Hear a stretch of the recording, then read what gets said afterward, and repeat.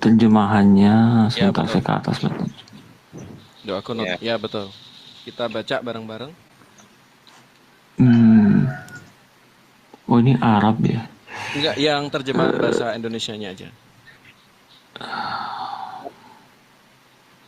Nah itu bunyinya Allah mahdini fiman hadayat wa afini fiman afayat. Ya itu Bentar doa ya. kunut yang dipakai oleh mazhab Syafi'i. Itu doa itu artinya kan doa meminta pertolongan. Yang dibaca pada saat sholat subuh setelah ruku gitu loh. Pada saat ruku setelah ruku atau i'tidal itu dibacalah doa itu. Itu mazhab Gimana Syafi'i sih? memakai doa itu. Sementara dulu Nabi pernah memakai. Kemudian yang Ubay bin Ka'ab itu memakai doa dengan yang surat Al-Khalu sama surat Al-Kahf.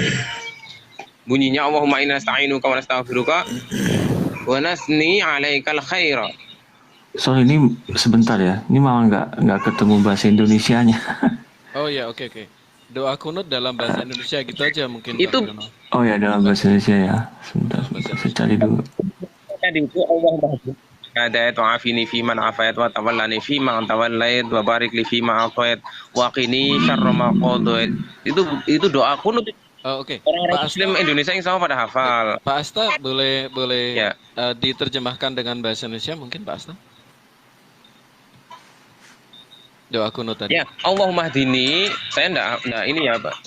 Saya terjemahkan dengan kemampuan saya ya. Allahumma Silakan. hdini, ya Tuhan kami, ihdini, ya.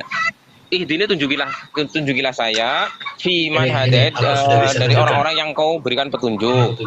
Ini Ya. Wa sudah bisa afini tunjukkan. dan Ini aku tunjukkan. Coba. Sorry. Doa kunut ada. Ini bukan. Ini. Doa Ya Allah tunjukkan. Oh ya. berilah saya kami Oke, tunjuk. bagaimana orang-orang yang kau beri petunjuk. Wa afini dan Sorry, ya. layar band. Fi man hadait Live ya ini layar sebagai band. apa ya? Fi Layar band. live. Live. Oke, makasih. Aku soalnya butuh itu sih. Apa? Oke, di dalam doa kunut dibacakan Pak Jono minta tolong. Saya kurang jelas. Ya Allah. Ya nih, ya Allah tunjukkanlah kami sebagaimana orang yang Engkau berikan petunjuk. Oke. Dan sejahterakanlah kami sebagaimana orang yang Engkau sejahterakan. Oke. Pimpinlah kami sebagaimana orang yang telah Engkau pimpin. Oke. Dan berkatilah hendaknya untuk kami Ya. apa-apa yang telah Engkau berikan kepadaku. Oke. Jauhkanlah dari kami sebarang kejahatan atau takdir buruk yang Engkau tentukan. Oke. Sesungguhnya hanya Engkau sahajalah yang menetapkan dan tidak sesiapapun yang berkuasa menetapkan sesuatu selain daripada Engkau. Oke.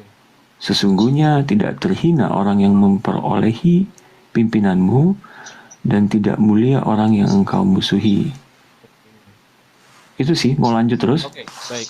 Sudah ya Bang ya. Sekarang coba Ya. saya bacakan surat Al-Hal dan surat Al-Haf. Dan Abang sekarang Bang Jono, karena itu doa kunut di depan Bang Jono, itu dicocokkan ya Bang ya.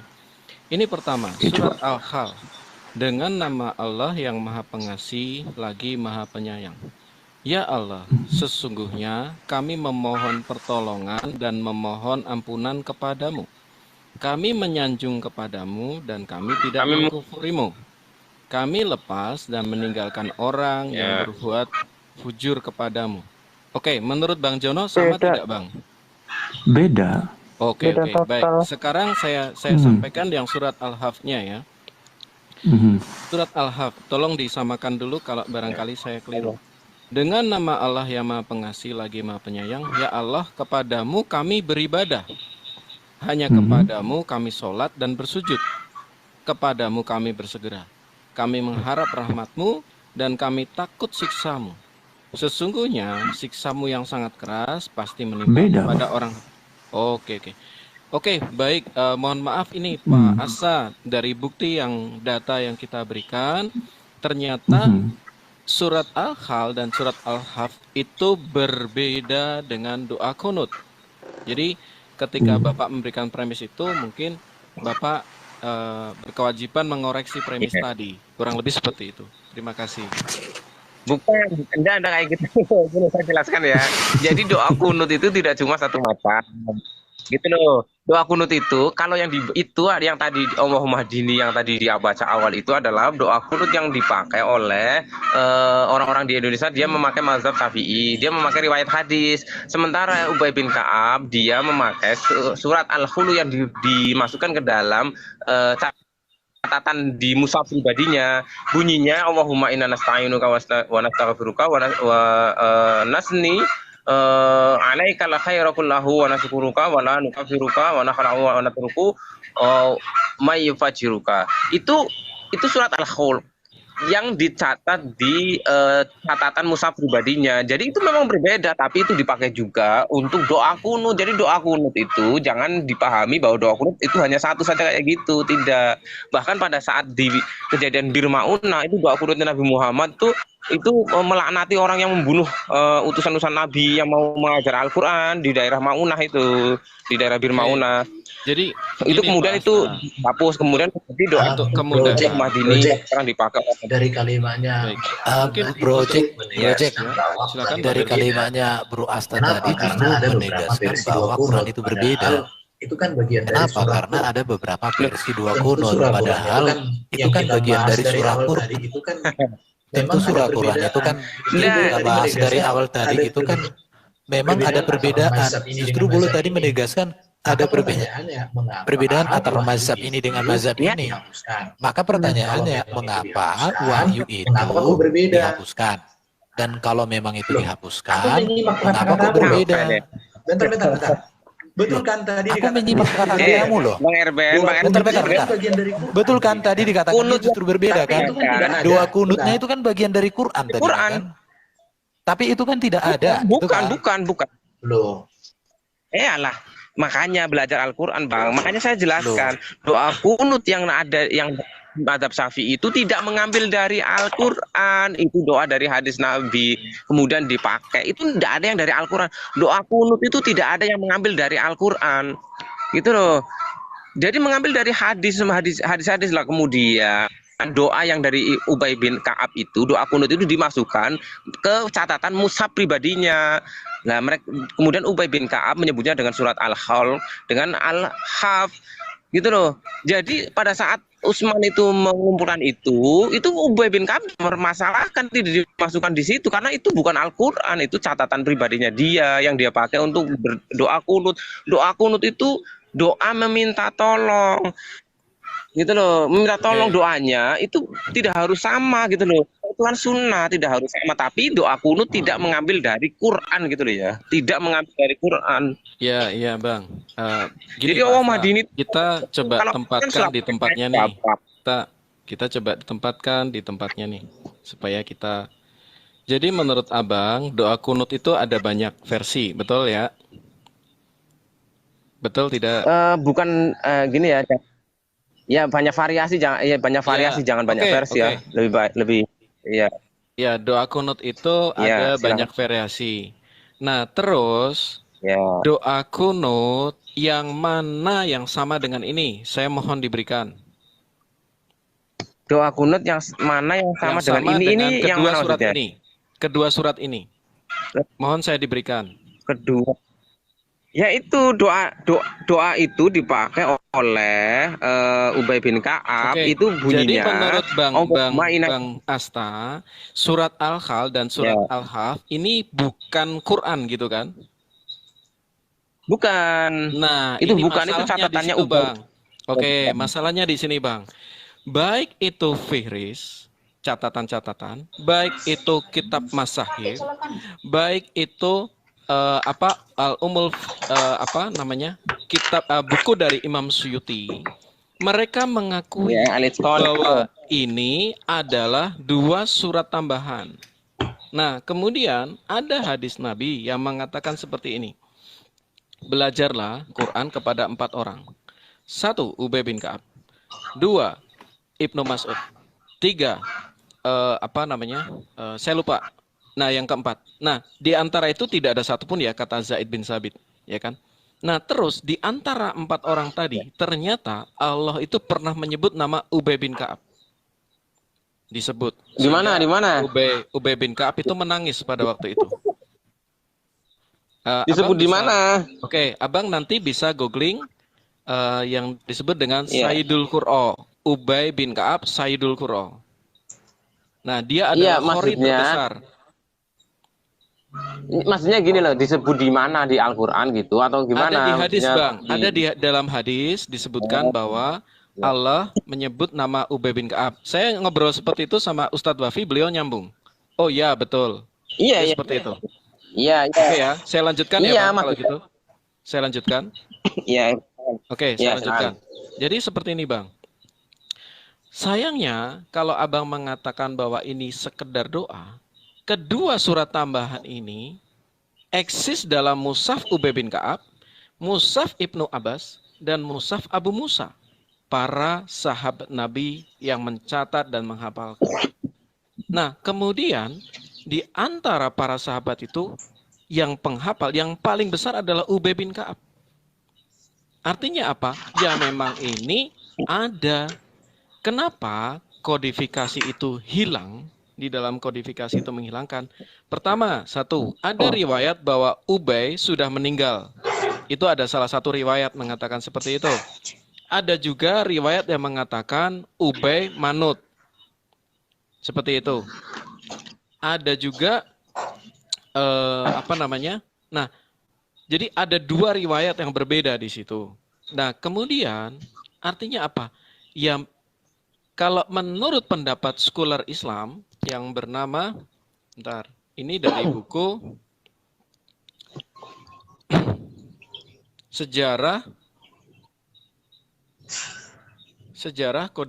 kodifikasi. Sejarah rekonstruksi sejarah Quran oleh Bapak nanti bisa download itu, banyak kok rekonstruksi sejarah Quran. Dia adalah seorang dosen di sekolah Islam. Beliau mengatakan, ini bukan saya ya, saya mengutip pendapat beliau. Beliau mengatakan seperti ini. Karena ada kepentingan politis lah. Nah, beliau yang mengatakan seperti itu, Bang. Jadi Abang bisa download rekonstruksi sejarah Quran. Karena kepentingan politis lah. Kenapa ada kepentingan politis? Karena Utsman harus menyatukan 2 pasukan, yaitu pasukan Syam dan pasukan Irak. Nah, Irak pasti bertabrakan berbeda Quran dengan pasukan Syam, karena Syam adalah mengikuti pelafalan Ubay bin Ka'ab. Sementara pasukan Irak mengikuti Ibnu Mas'ud.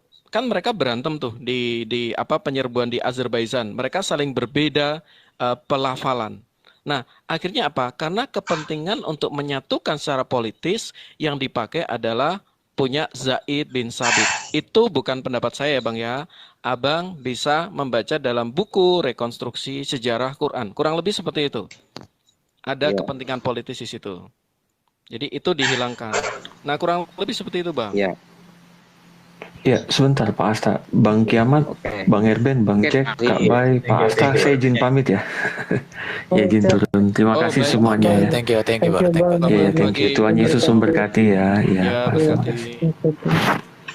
Iya, Pak. Nah, memang ada pertanyaan besarnya di sini ya, Pak Asta. Mungkin jadi gini. Bagaimana dengan ayat-ayat ini, Bang, yang menyatakan bahwa seandainya itu bukan dari Tuhan, pasti banyak hal yang bertentangan di dalamnya. Di dalam surat An-Nisa 4 ayat 82 ya. Maka tidakkah mereka menghayati Al-Quran? Sekiranya itu bukan dari Allah, pastilah mereka menemukan banyak hal yang bertentangan di dalamnya. Kita belum bicara masalah manuskrip loh, Pak Asta. Manuskrip Quran, tidak ada satupun manuskrip yang benar-benar plek. Jangan bicarakan ke saya masalah Birmingham ya. Please, jangan ngomongkan ke saya Birmingham. Please. Itu cuma 1 lembar atau 2 lembar saja. Dan itu tidak ada harakat ataupun petunjuknya. Dibacanya apa, itu begitu harakatnya beda, artinya beda kan. Nah, karena itu menggunakan Arab yang gundul. Gundulnya gundul. Jadi tidak ada, misalnya shot itu kan beda sama apa ya itu. Nah, misalnya seperti itu. Nah, kita bicara di sini soal apa? Ada pertentangan arti, pertentangan dengan manuskrip awal yang saya sampaikan tadi ya, manuskrip awal. Kemudian pertentangan dengan surat tambahan, pertentangan dengan naskah pra-Utsmani, penambahan huruf dan kata, penambahan kata dan catatan, perbedaan-perbedaan menurut hadis, dan perbedaan dari early manuskrip. Nah, kalau itu saya akan ketik ya Bang, nanti di bawah sini, bagaimana ngelihat perbedaan dengan manuskrip-manuskrip awal. Nah ini, Corpus Coranicum. Ini, silakan Abang ketik, nanti di situ akan kelihatan semua. Perbedaan dengan manuskrip-manuskrip awal Quran. Itu ya, saya ketik berulang kali ya, Corpus Coranicum. Itu dia menunjukkan semua manuskrip-manuskrip. Ada beberapa manuskrip yang tidak ditunjukkan, seperti manuskrip Topkapi. Karena Topkapi itu dari data saya itu banyak sekali perbedaan. Misalnya gini ya, tapi aku minta maaf, aku nggak bisa share screen nih. Minta tolong dong teman-teman, saya di follow dong biar saya bisa share screen gitu. Tapi sekali lagi ya Abang Asta, kita dalam posisi kita menghormati keimanan Abang. Kita nggak ini, kita cuma ya share ya faktanya seperti ini gitu. Kurang lebih seperti itu Bang. Misalnya kemarin saya pernah debat dengan Ustadz Wafi ya. Ustadz Wafi mengatakan seperti ini Bang. Dengan sanaa manuskrip itu tidak ada perbedaan, gitu kan? Itu kali pertama debat dengan beliau.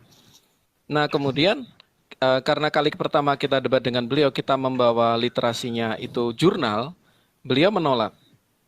Enggak, itu kan jurnal, itu bukan sumber primer gitu kan. Oke, nah kali kedua debat kita bawakan sumber primer. Terus beliau mengatakan, itu apa? Itu kan satu negasi.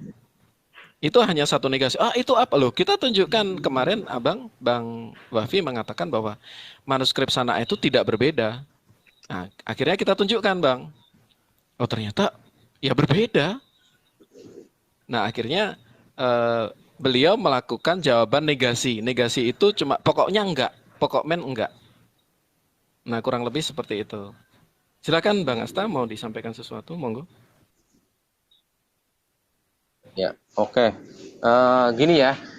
Ada yang teman-teman miss tentang mushafnya Utsman bahwa itu adalah karangannya Zaid bin Sabit gitu ya. Jadi bukan Zaid bin Sabit dan empat orang itu dia adalah panitia pengumpul Quran. Jadi meskipun Zaid bin Sabit itu hafal Al-Quran, dia tidak menulis atas dirinya sendiri gitu loh.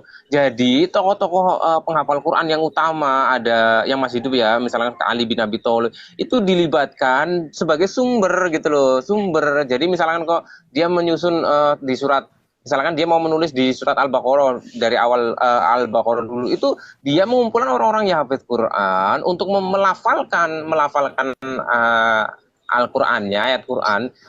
Itu nanti Zaid itu menulisnya lah, hafalan para sahabat itu kemudian dicocokkan dengan manuskrip yang ada, cocok enggak? Ketika cocok langsung ditulis, ketika cocok langsung ditulis. Lah ketika ada perbedaan pendapat di antara para panitia, misalkan kok di satu pakai qiraat ini, satunya lagi qiraat ini, maka Utsman berpesan bahwa kalau terjadi perbedaan pendapat maka utamakan yang qiraat Quraisy. Utamakan qiraat Quraisy. Utsman tidak mengatakan bahwa selain itu salah gitu ya, tidak. Tapi kan Utsman kan ingin menstandarkan, artinya memilih salah satu. Jadi yang diambil adalah qiraat Quraisy. Jadi sama sekali tidak benar ketika Utsman itu adalah itu karangannya Zaid bin Sabit. Bukan, Zaid bin Sabit adalah ketua panitia.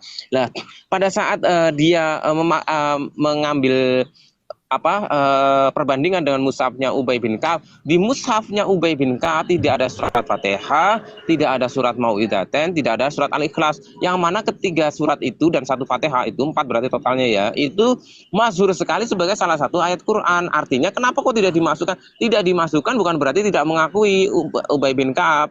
Kan itu kan mushaf pribadinya dia menulis untuk pribadinya dia, tidak untuk disebar gitu loh. Untuk pribadinya dia. Dan surat Al-Fatihah itu masyhur sekali, itu ayat Al-Quran, baik dari segi riwayat yang mutawatir, sahabat itu tahu semua, kemudian dari hadis-hadis yang menyatakan bahwa itu ayat Quran, kemudian dia dipakai untuk sholat, itu masyhur sekali. Tapi di mushafnya Ubay bin Ka'ab tidak ada gitu loh. Tidak ada bukan berarti tidak mengakui. Itulah orang-orang sahabat-sahabat utama itu dilibatkan semua pada proses penyusunan mushaf yang dipakai oleh Utsman bin Affan. Kemudian Ali sendiri pernah menampilkan susunan mushafnya kepada Utsman, tapi ditolak gitu loh. Berarti berbeda, itu ada perbedaan susunan suratnya saja. Surat misalkan versi kalau yang sekarang itu kan surat pertama Al-Fatihah, surat kedua itu Al-Baqarah. Kalau Ali nanti berbeda lagi susunan suratnya, tapi suratnya sama gitu loh. Suratnya sama, baca sama gitu. Makanya orang Syiah itu pakai mushaf juga. Jadi gitu. Terus yang surat Al-Khuluq itu tadi saya sudah jelaskan. Pada saat Zaid Sabit memutuskan untuk tidak memasukkan itu karena sahabat-sahabat itu mengakui bahwa itu bagian dari Al-Quran. Jadi itu mutawatir, itu adalah doa-doa pribadi yang Ubay bin Ka'ab sisipkan untuk dia gitu loh. Dia menyisipkan itu. Nah kemudian yang mana lagi ya? Ya misalkan manuskrip ya, misalkan manuskrip yang di Birmingham itu sama loh. Saya pernah membuka itu sama. Kemudian yang di sana itu yang berbeda apanya gitu loh. Saya nanti minta penjelasan lebih lanjut yang berbeda di mananya. Kemudian apalagi setelah penyusunan itu selesai, itu Aisyah datang bahwa aku pernah mendengar ada mushaf Al-Qur'an, ada ayat Al-Qur'an yang berhubungan dengan rajam sama dengan menyusui orang dewasa. Tapi manuskrip itu maksudnya gulungan itu hilang dimakan kambing, ada yang riwayatnya dimakan unggas. Nah, itu juga masih orang banyak yang hafal ayatnya bagaimana. Lah itu yang namanya ada ayat. Menurut riwayat Umar adalah bahwa ada ayat Al-Qur'an yang dulu menjadi Al-Qur'an tapi dihapus oleh Allah. Itu loh, dihapus oleh Allah, dan itu memang sejak zaman Nabi Muhammad itu sudah dihapus. Tapi Umar selalu mewanti-wanti kepada umatnya, kepada umat Islam bahwa kalian biar tetap mengerti sejarah, jangan dihilangkan bahwa ada ayat yang dulu pernah masuk di dalam Al-Qur'an tapi sekarang yang surat rajam itu masih banyak orang yang menghafal. Masih banyak orang yang menghafal, saya sendiri juga hafal gitu loh. Kemudian yang jadi surat ayatnya itu bunyinya as-sayyikhatu was-sayyikhatu itu ayat tentang rajam yang dulu masuk di dalam Al-Qur'an, kemudian sekarang tidak masuk di dalam Al-Qur'an. Jadi sejak zaman Nabi Muhammad itu sudah mentasih itu tidak masuk ke dalam Al-Qur'an. Kemudian yang ayat-ayat tentang menyusui itu Aisyah sendiri yang meriwayatkan itu, pun dia tidak tahu mana karena naskahnya juga hilang gitu loh. Dan itu memang sudah divalidasi oleh Nabi bahwa itu sudah tidak masuk dalam Al-Qur'an yang konon jumlahnya 10 ayat. Sampai sekarang itu riwayat tidak ada. Itu bunyinya kayak apa tidak ada. Tidak ada yang tahu, sahabat itu tahu. Bahkan Aisyah sendiri tidak meriwayatkan bunyinya kayak apa. Tapi surat rajam ayat rajam ada gitu loh. Tapi itu sudah tidak dimasukkan lagi ke dalam Al-Qur'an, dan Umar bin Khattab ketika dia menjadi khalifah wanti-wanti kepada para muslimin bahwa ini dulu pernah menjadi ayat Al-Qur'an gitu. Jadi kami tetap mengakui bahwa ada ayat-ayat Al-Qur'an yang dihapus sama Tuhan. Itu pertanyaan saya tadi yang tentang sana'ah itu gimana? Bro, cek. Oke, tadi sudah saya kasih linknya ya, Mas Bro, cek.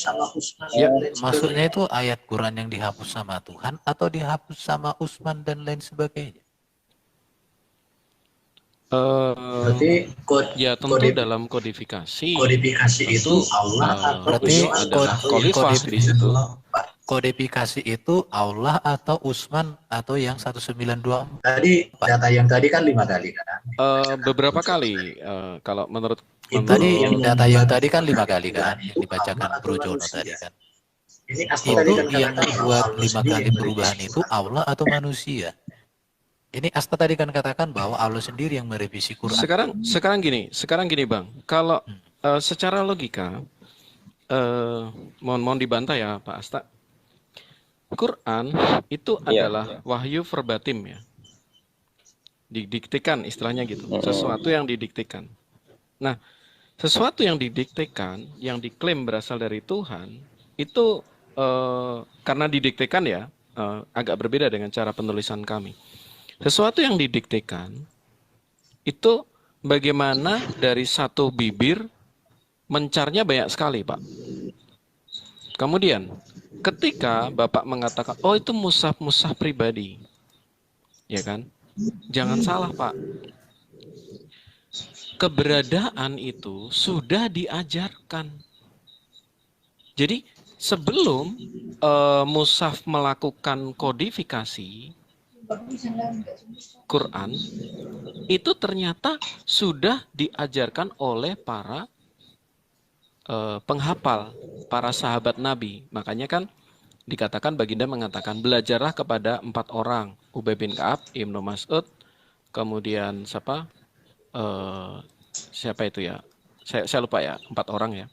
Nah, ternyata keempat gitu, ada Ubay bin ya, ternyata Ali bin Abi keempat orang, Thalib. ya Ali bin Abi Thalib mungkin ya. Kemudian satu lagi Mu'adz bin Jabal. Nah, Mu'adz bin Jabal. Nah, jadi keempat Bukan orang. Abu Musa Asy'ari. Mu'adz bin Jabal, Bang. Mu'adz bin Jabal. Nah, ternyata keempat orang ini beliau sudah mengajarkan yang diajarkan oleh baginda Nabi.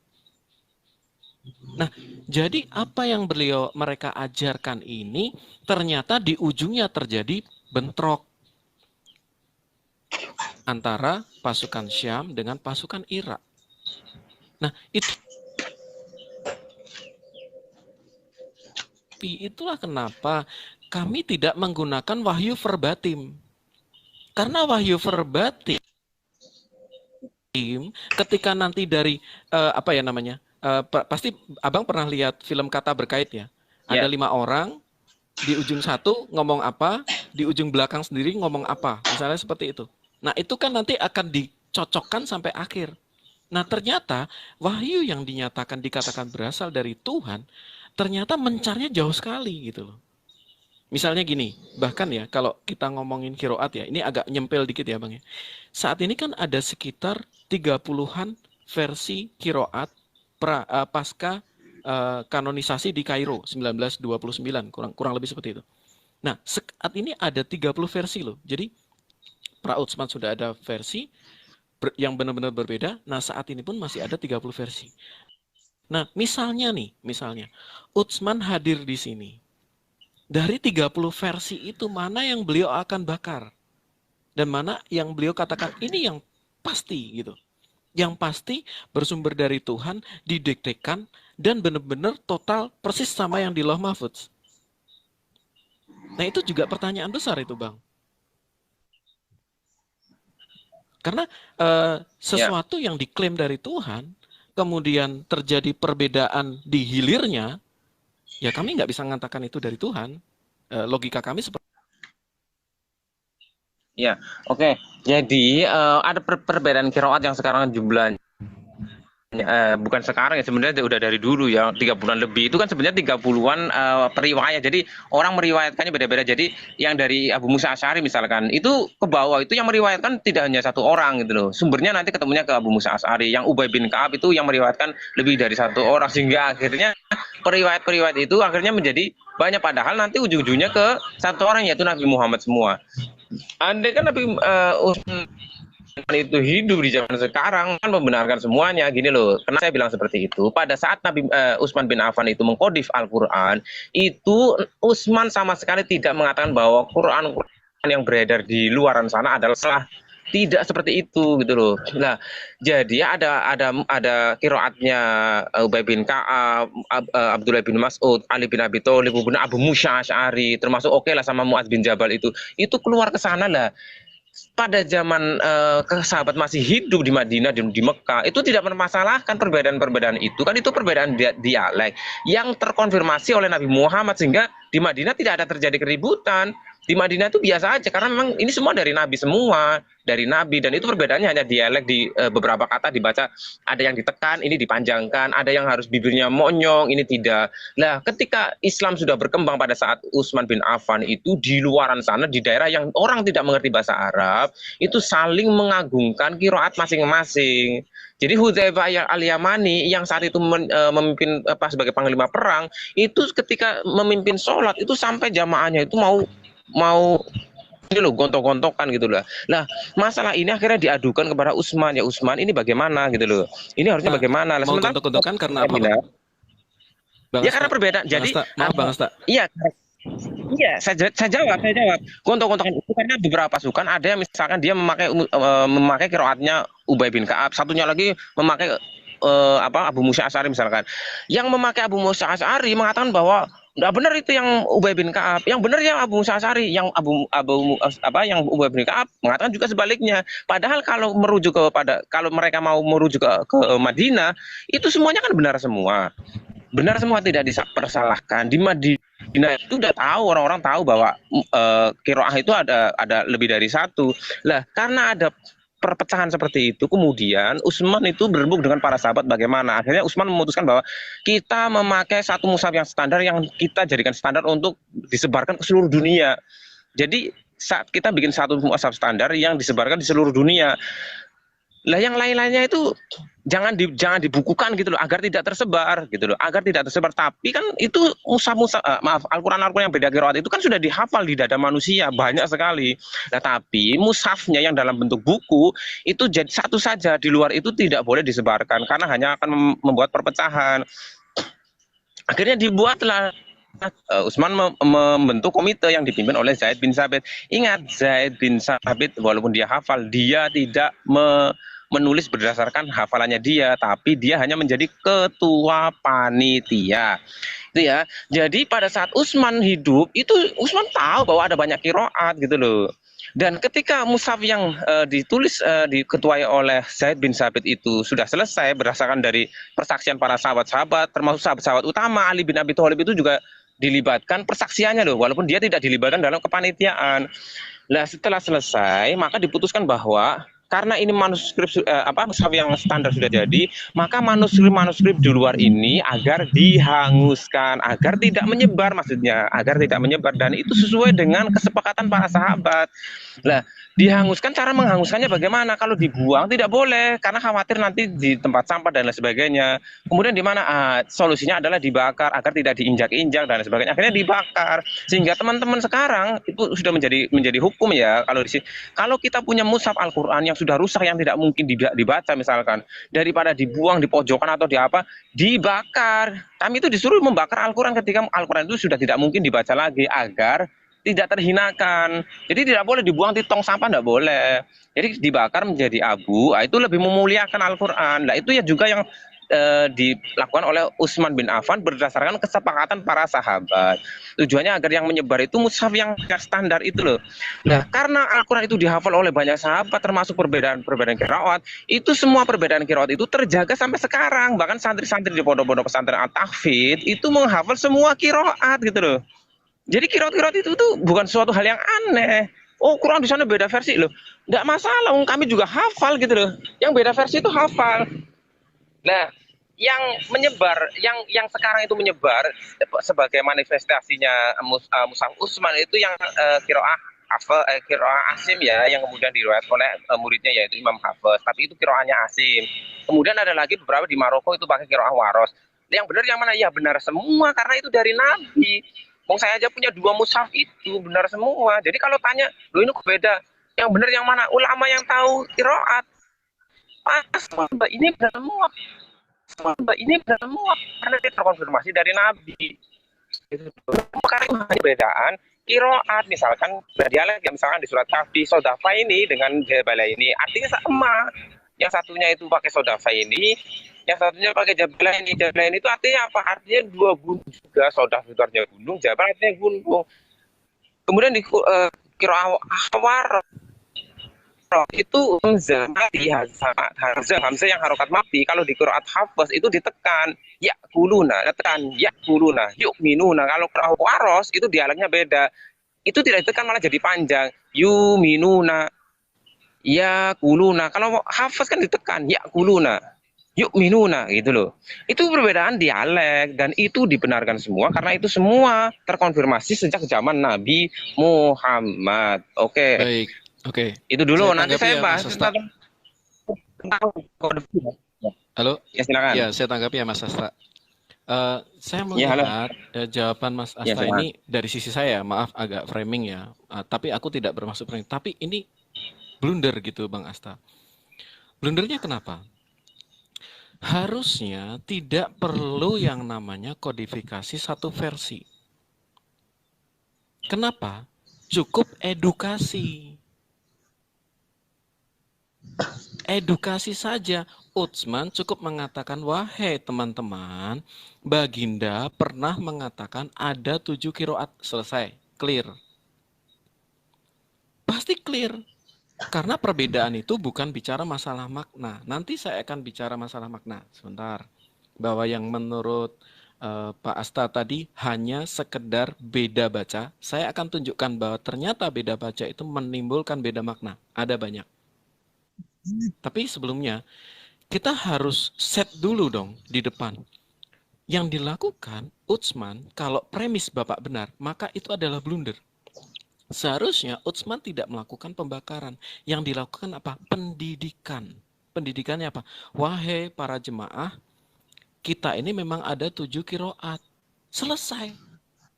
Nah, Bapak tadi sendiri ya, benar ya tadi Bapak mengatakan gontok-gontokan ya. Mau gontok-gontokan, hampir gontok-gontokan ya. Nah, kenapa hampir gontok-gontokan? Kenapa? Karena memang ada perbedaan, bukan di kiroatnya. Saya kasih contoh nih. Di dalam surat teks Utsmaniyah itu 37 ayat 46. Dalam teks Utsmani di situ ada kata baidillah, putih. Tetapi dalam punyanya Ibnu Mas'ud itu dikatakan apa? Safra, kuning. 3746, mohon dinot. Itu ada perbedaan. Kemudian penambahan ini bukan dari saya ya. Saya baca dari buku Sejarah Kodifikasi Quran. Penambahan atau penyicipan kata juga terlihat dalam teks Ibnu Mas'ud. Apakah sisipan ini merupakan koreksi teks atau sekedar penjelasan tambahan? Sulit ditetapkan. Setelah ungkapan lima nitaha dalam 203, Ibnu Mas'ud menambahkan kata alaha. Masih dalam surat yang sama, 213, setelah ungkapan umatan wahidatan, terdapat tambahan kata wa, kata lafu. Setelah ini, al-jamalu. Dalam 740 ditambahkan kata al-asfaru. Nah, kalau memang itu hanya perbedaan cara baca, maksud saya perbedaan cara baca sama makna, tidak perlu terjadi kodifikasi. Yang perlukan apa? Edukasi. Tidak perlu adanya pembakaran. Justru oleh Utsman akan diteruskan. Loh, ini sesuai hadis Nabi kok. Tetapi apa? Yang dilakukan Utsman berarti itu adalah hal yang mengancam. Secara logika kalau saya jadi pemimpin pada waktu itu, loh ini aja udah mau, apa tadi, udah hampir, Bapak tadi bilang apa? Gontok-gontokan. Wah ini bahaya. Itulah kenapa secara logika saja. Semuanya dikumpulkan dan kita tahu loh ada riwayat bahwa Ibnu Mas'ud itu bilang kepada murid-muridnya, kamu sembunyikan mushafmu. Ada beberapa riwayat mungkin agak berbeda ya. Ibnu Mas'ud ada yang dipukul dadanya dan meninggal setelah 3 hari. Ada juga karena tidak mau menyerahkan mushafnya. Ada juga riwayat mengatakan Ibnu Mas'ud dijadikan sebagai seperti seorang gubernur di Irak. Ada 2 riwayat yang berbeda. Kita tahu itu. Saya baca keduanya supaya saya tidak punya intensi ya. Saya berusaha netral. Nah, jadi itu tadi ya Pak ya jawaban saya. Ini blunder, harusnya edukasi, bukan kodifikasi. Kemudian ketika dikatakan kesepakatan para sahabat, nah ini sekali lagi Pak, ini kan menabrak kesepakatan para sahabat itu dijadikan satu. Maka ini jelas menabrak hadis riwayat Nabi yang mengatakan Quran diturunkan dalam 7 kiroat. Saya jadi bertanya, berarti Utsman ini beliau sudah melanggar Nabi. Beliau melanggar hadis Nabi yang mengatakan bahwa boleh dalam 7 kiroat. Enggak, dijadikan satu aja. Ngeri loh itu. Hadis Nabi boleh 7. Begitu masuk Utsman, dijadikan satu. Begitu masuk Ibnu Mujahid dijadikan 7 lagi. Terus maju lagi dijadikan 10. Terus maju lagi dijadikan 14. Qiraat 14, bacaan 14. Nah, sekarang sudah ada bacaan 30 sampai 37. Nah, masalahnya Pak ini ya, Pak Atsa. Kalau itu catatan manusia, ya bisalah terjadi varian. Lah ini tuh firman loh yang diturunkan secara verbatim, diturunkan secara dikte. Nah, begitu terjadi pencaran seperti itu, sementara tadi dikatakan bahwa sekiranya ini bukan dari Tuhan, maka kamu pasti temukan banyak perbedaan. Nah, ya di depan mata kami ya ini perbedaan. Dan premisnya dari tantangan dari Quran tadi mengatakan kalau kamu menemukan banyak pertentangan ya pasti bukan dariku. Nah, ini terbukti sendiri gitu loh. Bukan kami, tapi tantangan ini membuktikan dirinya sendiri. Oh ya kami menyimpulkan ya memang bukan dari Tuhan gitu loh kalau kesimpulan kami. Kemudian ini ya, saya tadi janji ya, di antara yang saat ini itu perbedaannya bukan sekedar beda baca, tapi beda makna. Misalnya dalam surat 3:146 ya. Nah, di situ dikatakan katalah di dalam versi Hafs. Dan banyak nabi berperang. Katalah itu berperang ya. Nah, kemudian di dalam versi Al-Basi itu dikatakan apa? Kutila. Banyak nabi terbunuh. Nah, kalau saya sebagai Jibril pada waktu itu, saya tidak mungkin mencabangkan mulut saya. Saya harus sesuai dengan bahwa Quran itu diturunkan dengan jelas dan tegas. Saya pasti akan berkata seperti ini. Banyak nabi terbunuh. Selesai. Nah, di sini ada 2 meaning yang berbeda, Pak. Yang satu, banyak nabi berperang. Berperang dan terbunuh ini sudah beda grammar. Sudah beda yang satu kan kalimat positif ya. Yang satu udah kalimat negatif, terbunuh atau dibunuh. Yang satu kalimat aktif, satunya kalimat pasif. Bagaimana apa yang ada dalam pikiran Jibril pada waktu itu, beliau memberikan yang mana gitu loh. Yang benar yang mana? Kan kita harus ada hadis juga yang menyokong yang benar adalah yang ini gitu. Nah, itu silakan Pak. Saya masih ada beberapa lagi ya. Ada dalam 28:48 itu dikatakan 2 pekerjaan sihir, sementara yang satunya 2 penyihir. Nah, ini satunya verb, satunya noun. Misalnya kayak gitu. Silakan dibahas dulu, monggo Pak Asta, monggo.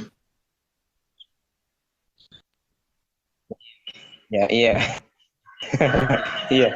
Jadi gini ya, perbedaan-perbedaan itu kami sama sekali tidak menegasikan ya. Jadi itu memang iya dan itu masih lestari sampai sekarang dan itu masih dihafal. Semua perbedaan-perbedaan yang sampai sebutkan tadi itu masih dihafal loh. Perbedaan-perbedaan itu masih dihafal gitu loh, dan itu terkonfirmasi sudah ada sejak zaman Nabi Muhammad gitu loh. Sehingga yang benar yang mana? Kalau itu Nabi Muhammad sudah mengkonfirmasi, maka itu benar semuanya dengan pemaknaan yang nanti sama gitu loh. Nah, terus gini ya, misalkan kok Ibnu Mas'ud kemudian yang tadi bilang bahwa harusnya itu sikap Utsman itu edukasi. Jadi sampai framing juga akhirnya kan gitu ya. Itu sebenarnya semuanya sudah dirembuk, Utsman itu sudah merembuk semuanya. Jadi ketika Huzaifa Al-Yamani yang menjadi panglima perang itu datang ke Utsman bin Affan menceritakan tentang keadaan yang sudah parah, ini para pasukan saat yang musuh gontok-gontokan sementara musuh di depan itu ada gitu loh. Jadi mereka tidak fokus ke musuh di depan tapi malah fokus di dalam. Lah Hudzaifah tuh meminta untuk ya Utsman, selamatkanlah umat ini gitu. Lah karena sudah kacau seperti itu, solusinya apa? Dirembuk. Gini aja, jadikan ada satu mushaf yang standar yang disebar keluar. Tapi saya bolak-balik tadi bilang bahwa Utsman sama sekali tidak menegasikan hadis Nabi yang bahwa Quran diturunkan dalam 7 huruf, tidak menegasikan itu gitu loh. Karena Utsman juga tidak melarang orang-orang yang hafal di luar qiraat yang dia susun oleh Zaid bin Sabit itu tidak dibunuh atau dibantai, tidak gitu loh. Utsman hanya mengatakan bahwa di luar ini jangan disebarkan ke luar Arab.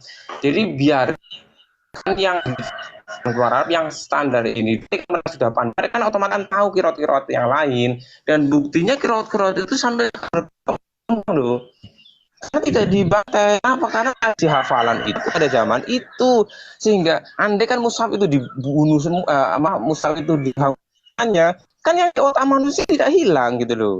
Yang di otak manusia itu tidak hilang, dihafal oleh ribuan sahabat dan ribuan tabiin. Nah, yang dihafal oleh sahabat dan tabiin itulah yang sampai ke kami ini muslim di zaman sekarang dengan jalur periwayatan yang misalkan semakin banyak. Jadi Qurannya masih sama, dulu cuma 7, tapi jalur periwayatannya itu makin banyak, sehingga ke tahun depan mungkin berapa abad yang akan datang itu jalur periwayatnya kan semakin banyak, karena orang kan beranak cucu, orang yang mengetahui qiraat ini itu mengatakan, jadi gurunya itu punya murid berapa, dia menjadi sanad qiraat gitu loh. Akhirnya semakin banyak, tapi Al-Qur'annya masih itu juga gitu loh. Al-Quran masih itu juga. Jadi Al-Quran pada zaman Nabi Muhammad ada 7 huruf, 7 macam. Kemudian diriwayatkan oleh beberapa banyak sahabat. Yang sebenarnya kalau dikumpulkan tuh, ya itu cuma 7 itu. Kemudian sahabat meriwayatkan kepada murid-muridnya ke tabiin menjadi lebih dari 7. Menjadi lebih banyak daripada yang sahabat itu. Tapi sebenarnya kalau dikumpulkan muaranya ke 7 huruf itu tadi gitu loh. Itu qiraat yang banyak itu adalah qiraat jalur sanad gitu loh ya. Kemudian jadi saya juga tidak mau memframing kenapa kok tidak edukasi. Edukasi sudah ada, karena permasalahan qiraat itu tidak masalah di Mekah dan di Madinah. Mereka itu sudah tahu dari awal, dan mereka orang-orang yang pandai. Banyak ulama-ulama, banyak sahabat-sahabat yang masih hidup di Mekah dan Madinah. Jadi tidak permasalahan itu ya. Yang tahu keadaan itu, solusinya apa ya mereka itu. Dan sekali lagi saya tegaskan, Utsman sama sekali tidak memberanguskan qiraah yang lain. Itu loh. Itu hanya bagian dari strategi menyebarkan musuh agar tidak terjadi chaos. Bagaimana cara sendiri bahwa pada yang lain, jika kalian berdua itu terjadi perbedaan pendapat mana yang harus ditulis, qiraah mana yang harus tulis, maka kami di Quraisy utamakan yang kan pakai kata utamakan, artinya di luar nilai Quraisy tidak salah, tapi yang Quraisy aja yang dimasukkan ke standar itu. Nanti yang di luar Quraisy biarkan dihafal orang saja, gitu loh, dibiarkan dihafal. Dan itu sampai sekarang masih terhafal, masih terjaga semuanya, gitu ya. Jadi masih terhafal semuanya. Jadi jangan dibayangkan bahwa di sana ada perbedaan kok berarti Qur'annya ini. Kemudian yang berbeda itu dianggap sebagai Qur'an palsu, bukan. Yang di luar sana gini loh, yang misalnya di kitab Qiraah Sab'ah ada, kemudian di kitab It's on sekali perbedaan di situ, dan itu masih sampai sekarang terlestari gitu loh. Imam Suyuti sendiri sebagai imam Qiraah itu hafal semua Qiraah, dia menulis sejarah Al-Quran, dia hafal semuanya, terjaga. Misalkan Kiai Munawir di Jogja ya, almarhum Kiai Munawir di Jogja, dia itu tidak tahu sejarah tentang kodifikasi Kairo. Karena itu hidupnya pada tahun itu, dia tidak tahu sejarah kodifikasi itu.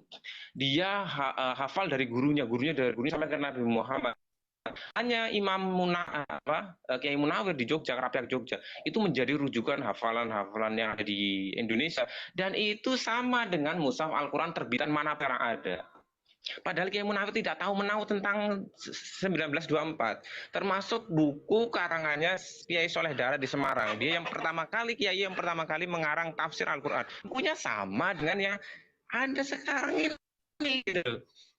Nah, makanya kan nanti kita sebenarnya di kodek itu apanya kan gitu kita bahas. Gitu. Ya aku kodifikasi Al-Quran, tapi bukan Al-Qurannya dikodifikasi. Kami hanya bahwa yang dikodifikasi itu adalah penulisannya, termasuk penomoran zaman Nabi Muhammad. Penomoran itu dikodifikasi pada zaman Kekhalifahan Turki Utsmani tahun sekitar 1900 sekian. Itu baru ada penomoran. Ya, terima kasih. Oke, siap, siap, Pak Asta. Jadi dari jawaban Bapak, saya melihat Bapak lebih menegaskan bahwa pokoknya sama gitu. Saya lebih melihat jawabannya dari arah situ sih. Jadi kayak misalnya yang saya tanyakan tadi, menurut Bapak yang disampaikan oleh Jibril yang mana? Kalau dalam surat berapa tadi? Jadi yang satunya mengatakan, bentar ya.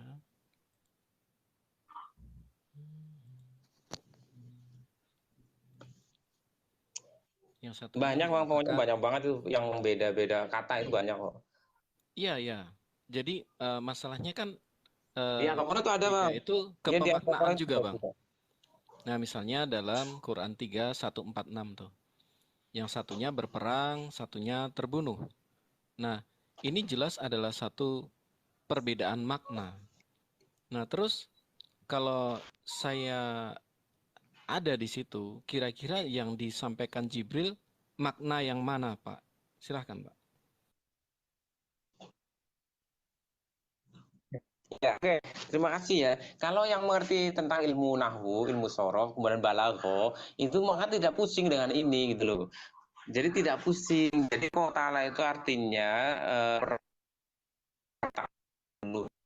kemudian ada beberapa riwayat yang lain itu kutila itu artinya terbunuh. Jadi itu dimaknai bahwa dalam peperangan itu ada yang terbunuh gitu loh. Kemudian ada yang dengan narasi langsung terbunuh saja gitu loh. Ada yang dengan narasi melakukan peperangan kemudian banyak yang terbunuh. Nah, gini loh.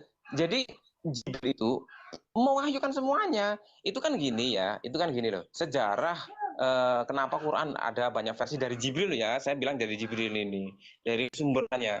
Itu pada saat itu ketika Nabi Muhammad di Mekah itu wahyu turun itu surat-surat Makkiyah itu bahasa sastranya terlalu tinggi dan banyak sekali dengan bahasa-bahasa tamsil, bahasa-bahasa yang hanya orang-orang berpendidikan yang bisa mengerti bahwa ini kata-kata sangat indah sekali, sastranya tinggi dan lain sebagainya. Tapi kan Nabi Muhammad pada saat itu tidak diterima oleh orang-orang pandai pada saat itu. Pembesar-pembesar Quraisy masih belum menerima dia.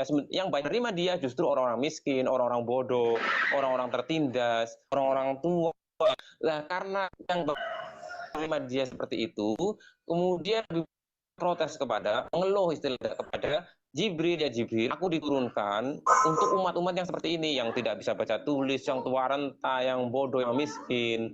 Nah, kemudian Jibril menjawab, ya Muhammad, sesungguhnya Quran itu diturunkan kepadamu dalam tujuh huruf sab'ati akhrufin. Nah, 7 huruf itu sampai sekarang menjadi misteri para ulama. Sebenarnya 7 huruf itu apa? Apakah 7 hurufnya yang berbeda-beda atau dialeknya yang berbeda-beda?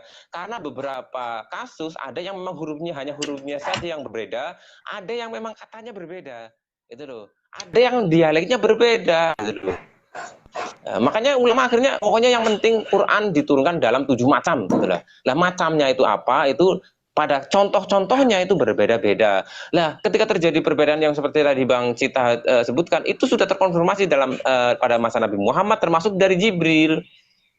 Gitu loh. Makanya surat Madaniyah, surat-surat yang diturunkan di kota Madinah di periode kedua itu kata-katanya lebih mudah dipahami daripada di periode Mekah yang puitis sekali, sangat puitis sekali. Tapi memang kenapa kok puitis sekali? Karena memang yang dilawan adalah penyair-penyair Quraisy, penyair-penyair Mekah yang dia itu sampai keheranan mendengar ayat-ayat Quran sehingga mereka yang tidak beriman mengatakan bahwa ini Nabi Muhammad dari penyihir. Ini udah bantuan jin ini gitu loh. Sampai mengatakan seperti itu karena saking bagusnya gitu loh. Orang-orang tidak percaya bahwa Muhammad tidak bisa mengarang seperti ini. Dia kan tidak bisa baca dan tulis. Misal kalau klaim itu saya juga bisa klaim lah Pak. Maaf lah, aku tidak bermaksud merendahkan. Saya juga bisa mengatakan saya tidak tahu baca tulis. Karena itu pembuktiannya juga sulit. Tapi maksud saya gini Pak. Kan misalnya Jibril ada di situ nih. Dan saya juga ikut ada di situ ketika beliau mewahyukan kepada baginda Nabi. Yang benar itu terbunuh atau berperang, karena dua kata ini berbeda Pak. ketika Bapak mengatakan, oh bacaannya nggak apa-apa, ada 7. Ini bukan masalah bacaan, ini sudah maknawiyah. Maknawiyah, ketika Bapak memberi peluang mengatakan, jadi mereka berperang, sebagian terbunuh, itu udah ranah tafsir. Kita sepakat ya, itu udah ranah tafsir. Dan yang harusnya tercatat di situ adalah katala wa kutila, berperang dan terbunuh. Tetapi di situ ada 2 cabang di situ. Satunya katala, satunya kutila. Kalau itu bukan sesuatu yang didiktekan, yang diklaim itu ilahi, ya, bukan sesuatu yang diklaim ilahi, maka buat kami nggak ada masalah. Tetapi ketika itu sesuatu yang didiktekan dan diklaim ilahi, dan ternyata beda, nah sederhananya kalau bagi kami, ya bagaimana kami bisa menganggap itu ilahi gitu. Sederhana sekali. Jadi misalnya nih, saya ada di situ. Kira-kira yang disampaikan oleh Jibril yang mana, Pak? Nabi berperang atau Nabi terbunuh? Monggo silakan. Iya, gini ya. Saya tadi sebenarnya saya juga ingin mengajak sampai-sampai pada simpel aja. Pada saat sahabat-sahabat membaca dengan 2 macam perbedaan itu sahabat itu kan mengkonfirmasi kepada Nabi gitu loh. Jadi Nabi itu membenarkan semuanya gitu loh. Ya udah kita sami'na wa ata'na gitu loh. Kalau itu ternyata ada salah satu yang bukan dari Tuhan, pasti malaikat Jibril menegur. Jadi itu sudah terkonfirmasi dari Nabi Muhammad. Terus kita mau protes apa gitu loh? Kecuali itu dari Nabi Muhammad tidak ada kemudian ditemukan setelah zaman sahabat atau zaman-zaman tabi'in atau zaman-zaman sekarang. Ada 2 ini yang benar yang mana? Coba ditelusuri zaman Nabi Muhammad yang benar yang mana? Masalahnya itu Al-Quran mutawatir itu benar semua. Itu Nabi Muhammad mengkonfirmasi semua. Nah terus saya harus bagaimana gitu loh. Terus saya ditanya, terus menurutmu yang mana yang Jibril? Yang Nabi Muhammad membenarkan semuanya kok. Gitu loh. Jadi Al-Quran itu mutawatir ya. Mutawatir itu artinya harus disaksikan oleh banyak orang penulisannya. Harus disaksikan. Jadi para penghafal itu harus menyaksikan. Ini loh ya Al-Quran kayak gini, setuju? Ya, saya bersaksi bahwa saya yang hafal-hafal loh ya, yang hafal-hafal. Kemudian yang punya manuskrip dicontoh, ya ini tulisannya kayak gini. Ketika sudah disepakati oleh sahabat, Zaid bin Sabit menulis ayatnya. Kemudian lagi ayat berikutnya. Sama terus kayak gitu. Sahabat-sahabat yang hafal itu suruh membacakannya seperti ini. Ya, nanti manuskripnya dicek dari catatan sahabat. Sama tidak? Sama. Seperti kayak gini, sepakat. Walaupun Zaid bin Sabit dia hafal Quran. Zaid bin Sabit hafal Al-Quran, tapi Zaid bin Sabit tidak pernah menulisnya sesuai dengan kalau. Jadi sepakati dulu Pak. Mereka suruh membacakannya, kemudian dicocok dengan manuskrip, ya, tulis seperti itu terus. Lah, yang tadi itu saya harus menjawab apa gitu loh? Yang mana ini yang benar? Yang dari zaman Nabi Muhammad dikonfirmasi benar kok. Iya. Gitu loh Bang, maksud saya gitu loh. Saya tahu Bang. Mungkin ini sebenarnya bisa dibilang pertanyaan retoris ya Bang ya. Kenapa? Karena ya kita sama-sama tahu kita tidak hadir di situ. Ini bisa disebut pertanyaan retoris. Tetapi mari kita buka di An-Nisa 4 ayat 82, Pak. Maka tidakkah mereka menghayati Quran? Sekiranya ya itu bukan dari Allah, pasti mereka menemukan banyak hal yang bertentangan di dalamnya. Kemudian saya buka sumber yang lain ya. Misalnya seperti ini. Dalam 15 saya hafal ayat itu Bang, hafal ayat Abu. Dalam 18 ayat 27 Pak. Bahwa tidak ada seorang pun yang dapat merubah kalimat-kalimatnya. Nah, ini ada perbedaan tidak, Pak? Ada perubahan tidak di situ, Pak? Kemudian bahwa di situ tidak ada keraguan padanya. 32 ayat 2. Sebentar Pak Asta.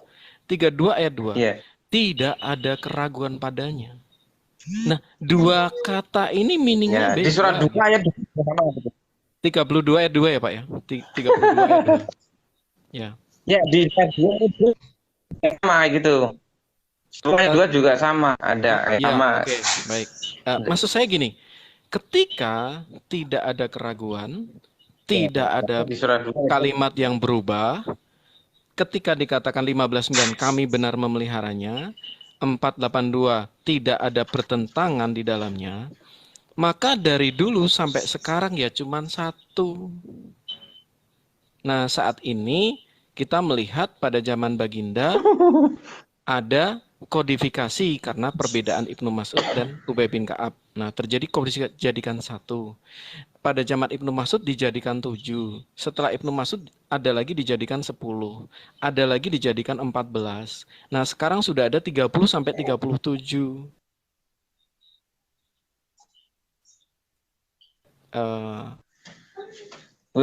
Bukan 37 Al-Quran ya. Ya, keempat surat tadi itu ditabrak, bukan Bang. 37 Al-Quran ya, tapi 37, 38 itu lah.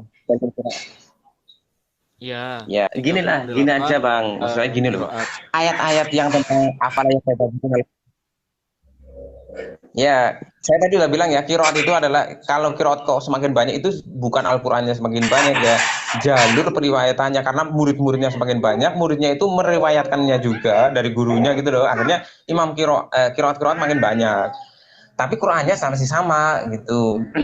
Nah, sebentar, ini ada ya, yang menarik, Bang. Ada yang menarik. Maaf, Bang Asta. Ini ada yang menarik, Bang. Permisi, Bang Asta. Permisi boleh, Bang. Ini ada yang menarik, Bang. Halo, Mas Asta. Permisi, Mas Asta. Ya, halo, silakan. Ya, silakan. Putus-putus ini, Mas, punyaku. Nah, gini. Ini ada yang cukup menarik, Bang. Saya sering melihat teman-teman mengatakan semuanya itu ya. Nah, maksud saya gini, dari pernyataan Abang tadi lumayan nih, bagus nih. Bahwa asal dari terjadi ketika dari guru turun ke murid, Bang. Ini saya coba nangkapnya seperti itu, Bang.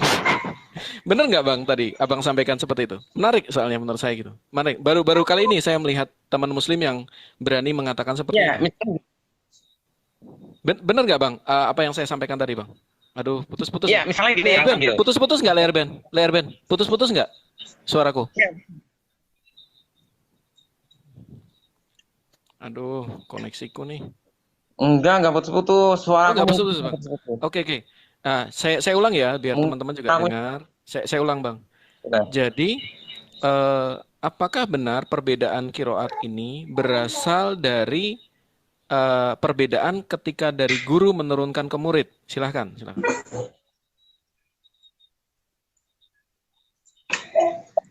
Iya gini.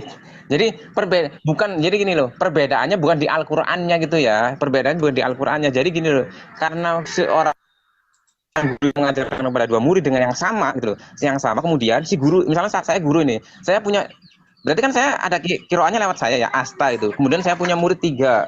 Nah, yang 2 itu mengajarkan lagi. Kemudian muridnya lagi mensanadkan bahwa qiraatnya itu dari murid saya. Dan saya akhirnya kan yang sanad dari saya itu jalurnya ada 2, sehingga 2 itu menjadi imam qiraat ketika dia diikuti oleh banyak orang. 2 itu menjadi qiraat, padahal aslinya dari saya itu. Dua-duanya itu aslinya dari saya. Gitu loh. Nah, misalkan gini ya, saya berbidato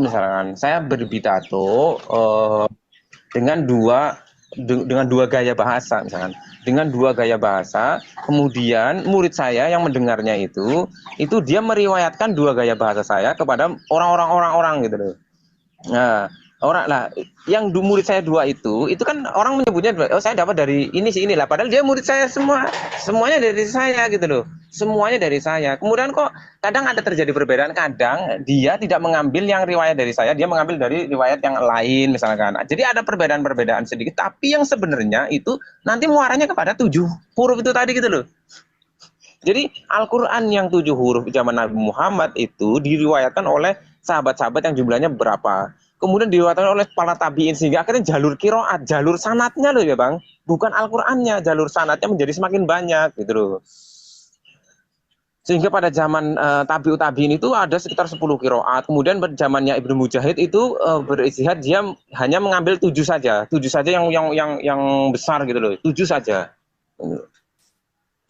Nah, itu kayak gitu. Tapi gini loh, yang penting bahwa apapun yang sekarang ada, qiraat yang bermacam-macam itu kami tidak menegasikan, kami tidak menafikan. itu semua dari Nabi Muhammad, dan kami Muslim khususnya di kalangan-kalangan pesantren itu masih menghafal semuanya loh, bukan qiraah Kasem yang hafaz itu.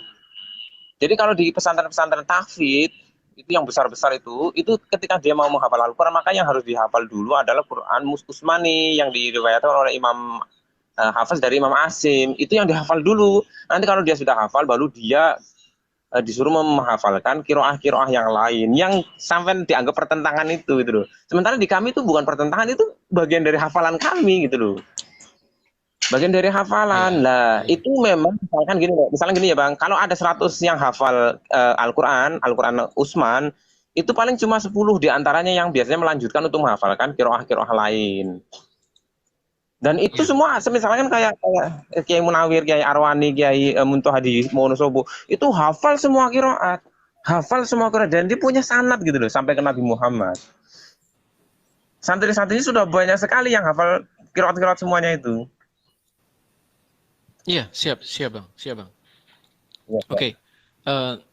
Saya senang ya Abang ini salah satu Muslim yang enak gitu diajak diskusi, karena rata-rata kalau kayak ada beberapa yang mungkin negasi, pokoknya enggak gitu aja gitu.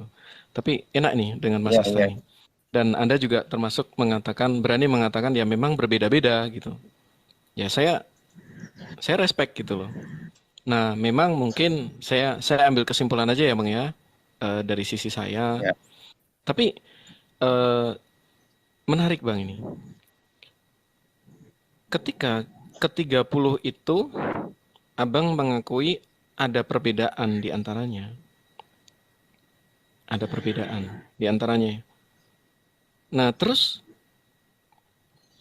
berarti kita bisa mengatakan ya bahwa klaim bahwa semua Quran di seluruh dunia itu sama,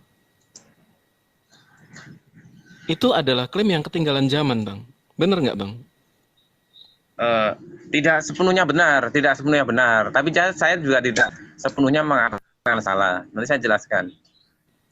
Silakan, Bang. Ya. Karena gini, saya suka sampai hari ini loh, Bang. Sampai hari ini mungkin kayak di komen-komen tadi juga ada mungkin ya di antara komen, oh semuanya sama gitu kan.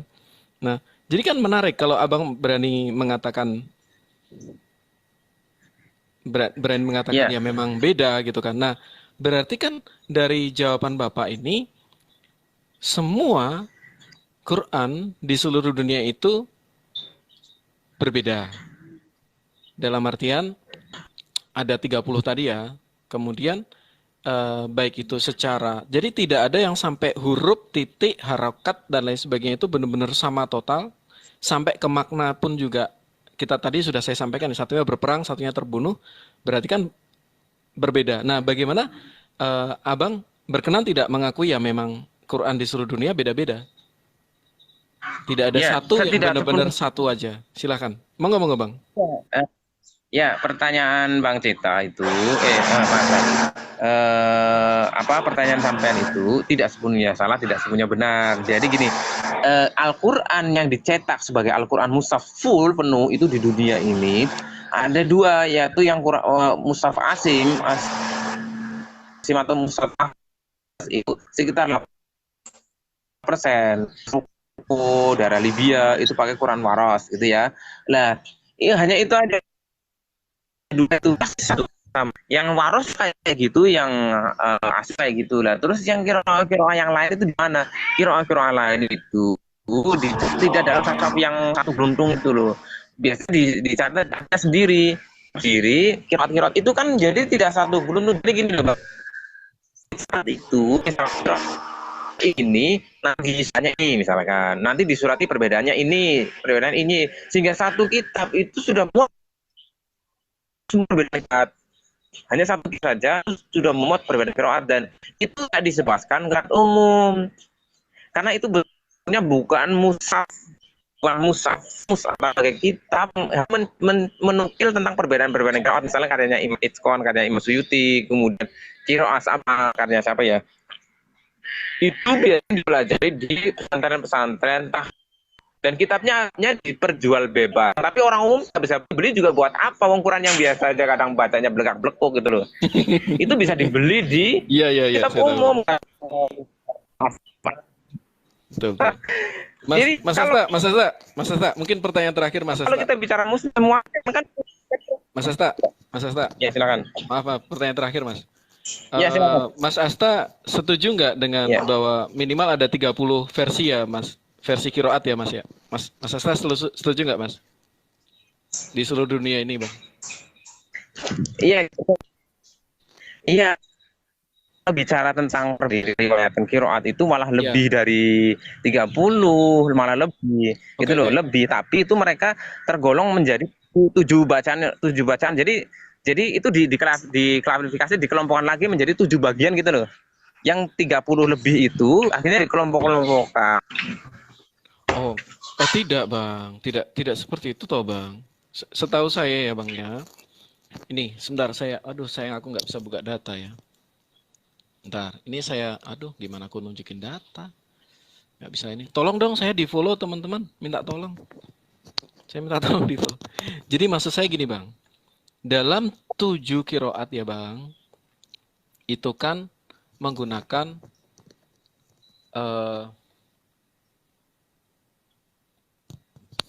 dalam 7 kiroat itu yang dari kodifikasi kemudian dikirim ke 5 kota ya. Mekah, Madinah, Damaskus, Kufa, kemudian Basrah ya, Basrah, Irak.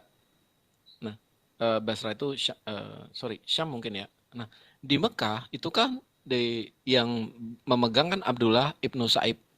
Di Madinah itu Zaid bin Thabit. Damaskus itu Al-Mughirah ibnu Subah. Kufa itu Abu Abdur Ar-Rahman As-Sulami. Nah, mereka ini kan yang memegang 7 kiroat, Mas. Nah, kemudian ketika masuk ke ini 1, 2, 3, 4 Abu Amr, Abu Ja'far, Yakub Al-Hadrami, Khalaf Al-Basar, itu dia termasuk dalam 4, Mas. Kemudian ada lagi Hasan Al-Basri, Ibnu Musaisin, Yahya Yazidi. Itu mereka bukan berasal dari murid-murid tadi, Bang. Misalnya Abdullah bin Sa'ab, Sa'id bin Sabit. Itu udah beda. Jadi kalau sebelah kanan ya, itu adalah 7 bacaan. Nah, sebelah kiri itu ada bacaan 10 dan bacaan 14. Mereka tidak bersumber dari orang-orang 7 bacaan tadi. Jadi tidak bisa dikatakan bahwa itu berasal dari sumber yang sama, Bang. Terus kemudian satu lagi, waduh, Bang Asta kayaknya, oke, Bang Asta sudah turun.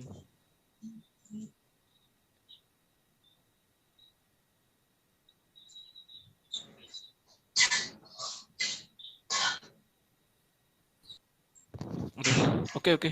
Halo. Sebenarnya saya masih ada satu pertanyaan lagi. Mas Asta sudah naik? Halo? Halo Mas Asta? Halo? Halo Mas Asta? Ini. Nak Ibel. Boleh dinaikkan nggak Nak Ibel, Mas Astanya? Atau ini ada teman yang cukup teredukasi nih, Mas BAB. BAB tadi saya lihat Mas BAB ada. Bukan agama biasa. Beliau cukup teredukasi loh, beliau cukup pintar. Oh, ini ada Mas Asta ini. Halo. Halo. Le Erben. Halo. Aku enggak. Halo. Ya, boleh minta tolong dinaikkan ini Mas Astanya. Aku enggak host. Oh. Aku enggak moderator. Aduh. Mana ini rupanya kemana? Rupanya siapa sih? Kiamat.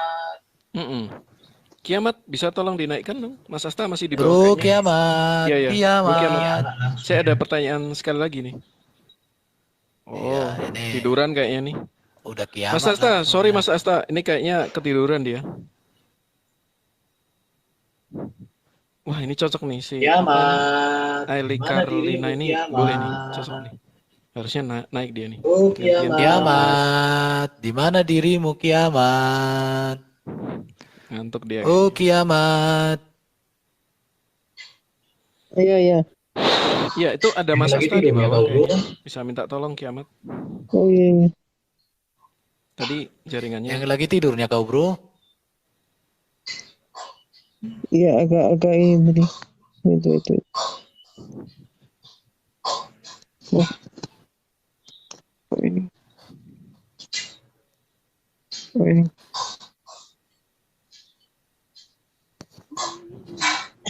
Halo Mas. Halo. Iya, jaringan saya tahu Mas jaringan. Sorry. Aman Mas Asta. Aman. Banyak tiba-tiba dia. Oh. Aman Mas Asta. Mas Asta, ini pertanyaan terakhir aja ya. Jadi tadi kan Mas Asta mengakui mungkin ada sekitar 60 versi kiroat ya Mas. Ya, Kemudian tadi Abang mengakui bahwa itu bersumber dari 7 tadi. Tapi sayangnya ini ya data saya nih mohon dikonfirmasi nih.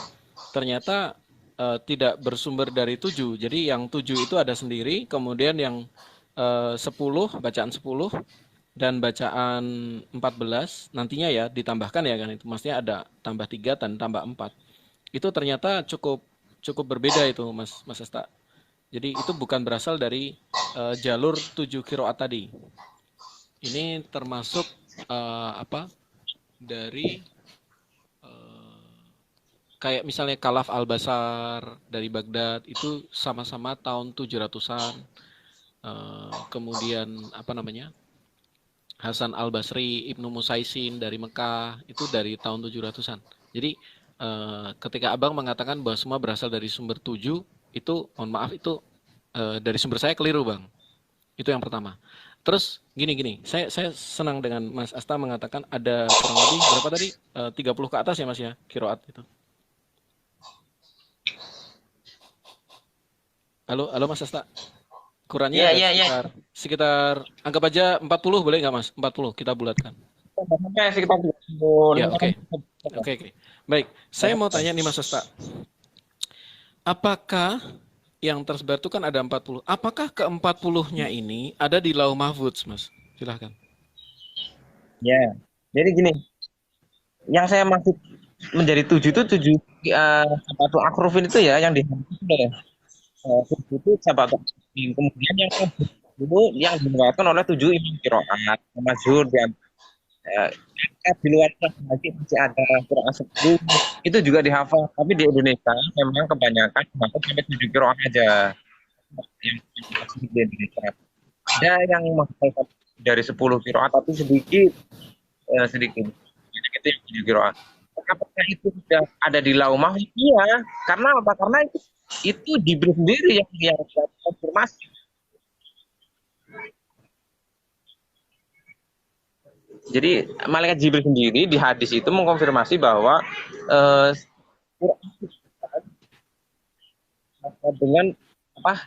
dengan Sab'ati Arifin itu.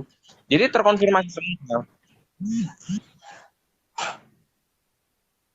Hilang suaranya.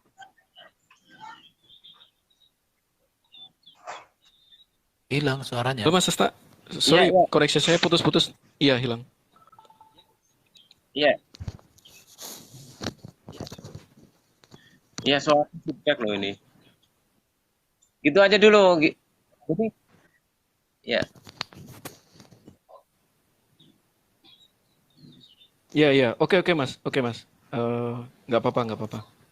Ya mungkin gitu aja dulu ya. Nggak apa-apa. Mungkin ada Kak Madia itu di bawah. Kak Madia mungkin boleh naik Kak Madia. Kiamat boleh dinaikkan tuh ada Kak Madia di bawah.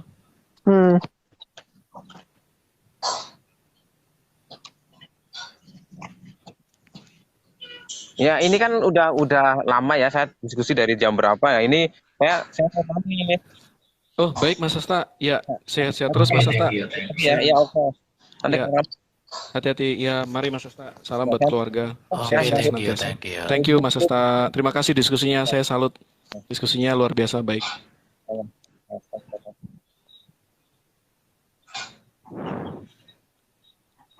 Tadi ada Kak Madia di bawah.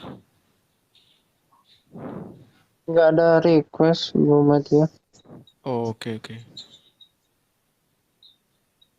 Kak Madia.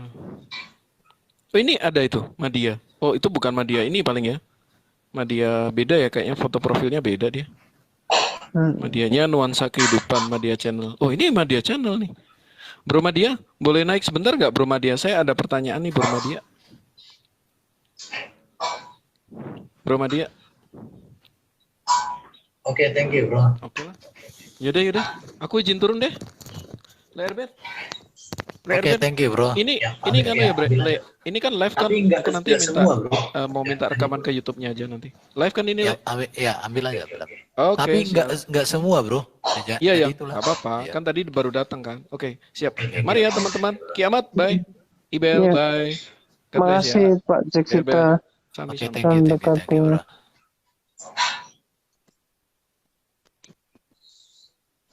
Ada lagi kan? Yang mau diskusi? Ada lagi kah yang mau diskusi? Iya nih.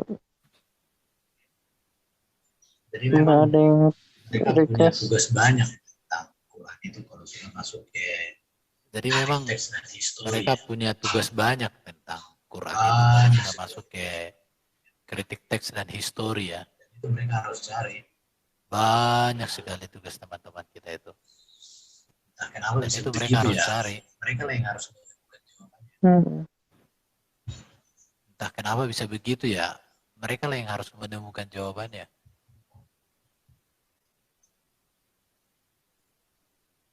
Ayo, yang mau diskusi monggo naik ke atas. Ayo, yang mau diskusi monggo naik ke atas. Ya, yuk.